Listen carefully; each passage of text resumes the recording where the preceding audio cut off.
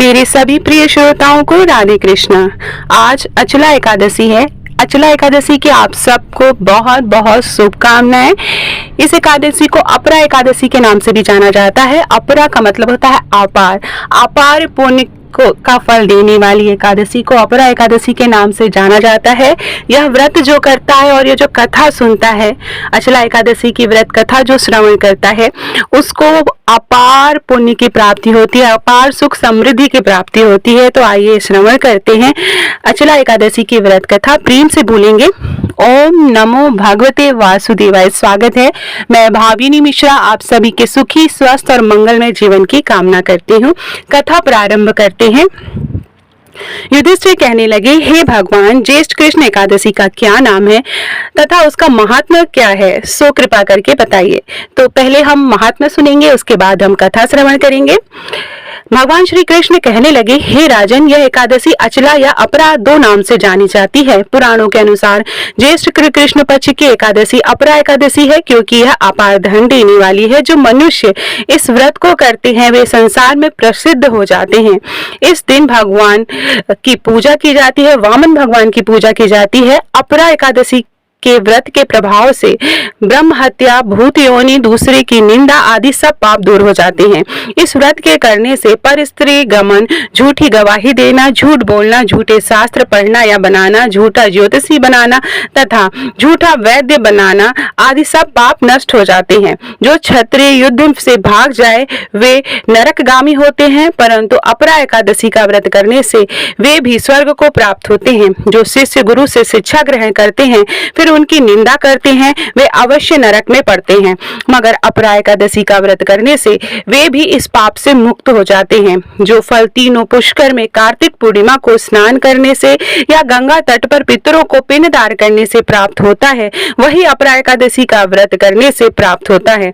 मकर के सूर्य में प्रयागराज के स्नान से, शिवरात्रि का व्रत करने से, सिंह राशि के बृहस्पति में गोमती नदी के स्नान से, कुंभ में केदारनाथ के दर्शन या बद्रीनाथ के दर्शन, सूर्य ग्रहण में कुरुक्षेत्र के स्नान से, स्वर्ण दान करने से अथवा अर्ध प्रसूता गोदान से जो फल मिलता है वही फल अपरा एकादशी के व्रत से मिलता है।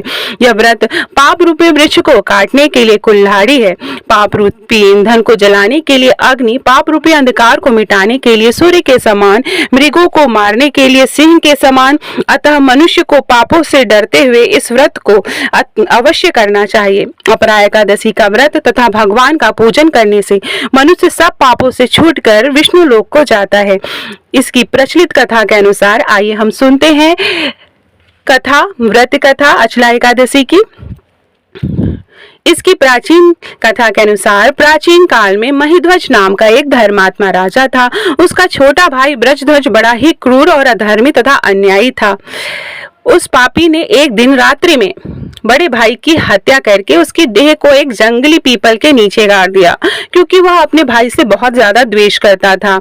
इस अकाल मृत्यु से राजा प्रेतात्मा के रूप में उसी पीपल पर रहने लगा और अनेक प्रकार के उत्पात करने लगा। एक दिन अचानक धौम्य नामक ऋषि उधर से गुजरे।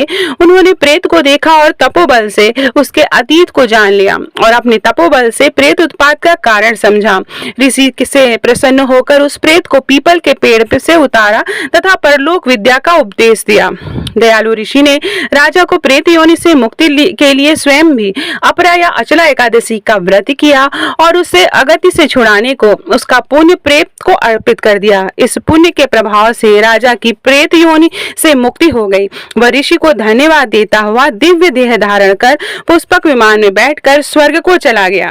हे राजन, यह अपरा एकादशी की कथा मैंने लोकहित के लिए कही थी। इसे पढ़ने अथवा सुनने से मनुष्य के सारे पाप नष्ट हो जाते हैं। तो चलिए हम सब मिलकर प्रेम से बोलेंगे ओम नमो भगवते वासुदेवाय।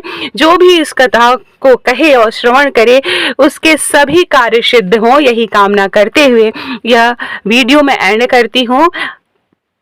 कथा पसंद आए हो तो मेरे कमेंट बॉक्स में ओम नमो भगवते वासुदेवाय या श्रीमन नारायण आप अवश्य लिखिएगा।